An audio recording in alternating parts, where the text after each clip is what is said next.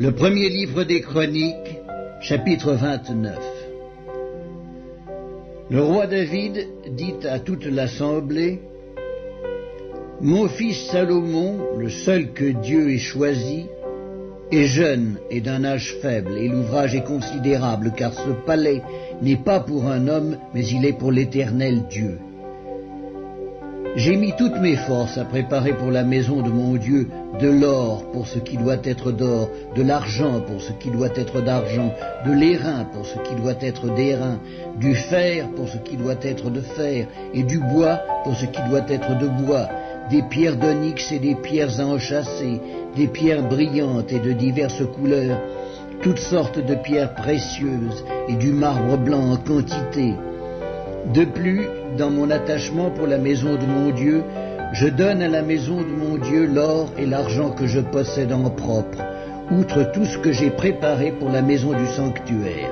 3000 talents d'or d'Ophir, et 7000 talents d'argent épuré, pour en revêtir les parois des bâtiments, l'or pour ce qui doit être d'or et l'argent pour ce qui doit être d'argent, et pour tous les travaux qu'exécuteront les ouvriers.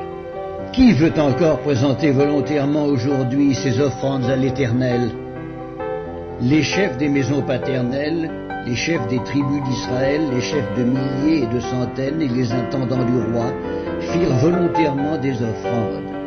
Ils donnèrent pour le service de la maison de Dieu 5000 talents d'or, 10 000 d'aric, 10 000 talents d'argent, 18 000 talents d'airain et 100 000 talents de fer. Ceux qui possédaient des pierres les livrèrent pour le trésor de la maison de l'Éternel entre les mains de Jéhiel, le Guersconite. Le peuple se réjouit de leurs offrandes volontaires, car c'était avec un cœur bien disposé qu'ils les faisaient à l'Éternel. Et le roi David en eut aussi une grande joie. David bénit l'Éternel en présence de toute l'assemblée.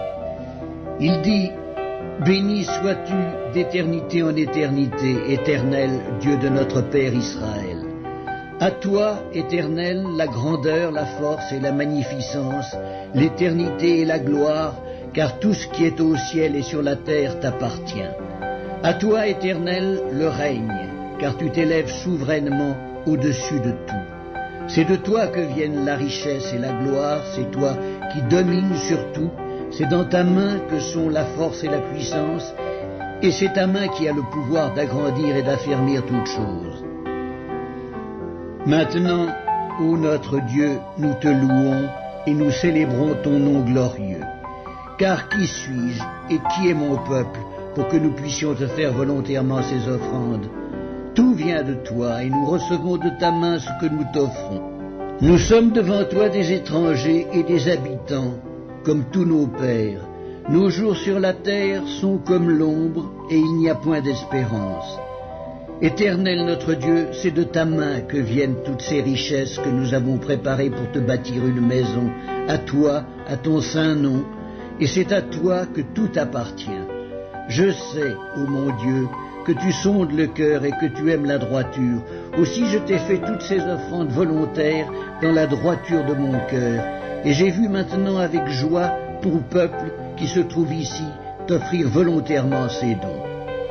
Éternel, Dieu d'Abraham, d'Isaac et d'Israël nos pères, maintiens à toujours dans le cœur de ton peuple ses dispositions et ses pensées, et affermis son cœur en toi. Donne à mon fils Salomon un cœur dévoué à l'observation de tes commandements, de tes préceptes et de tes lois, afin qu'il mette en pratique toutes ces choses et qu'il bâtisse le palais pour lequel j'ai fait des préparatifs. David dit à toute l'assemblée: Bénissez l'Éternel, votre Dieu, et toute l'assemblée bénit l'Éternel, le Dieu de leur père. Ils s'inclinèrent et se prosternèrent devant l'Éternel et devant le roi.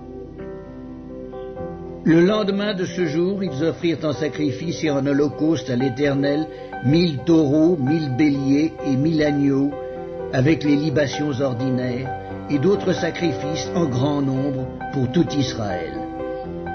Ils mangèrent et burent ce jour-là devant l'Éternel avec une grande joie. Ils proclamèrent roi pour la seconde fois Salomon, fils de David, ils l'oignirent devant l'Éternel comme chef, et ils oignirent Tsadok comme sacrificateur. Salomon s'assit sur le trône de l'Éternel comme roi à la place de David son père.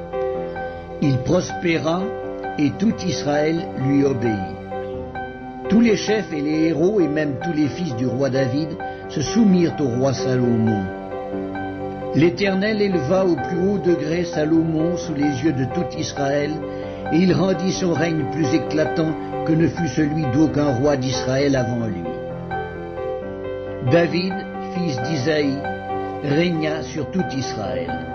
Le temps qu'il régna sur Israël fut de 40 ans.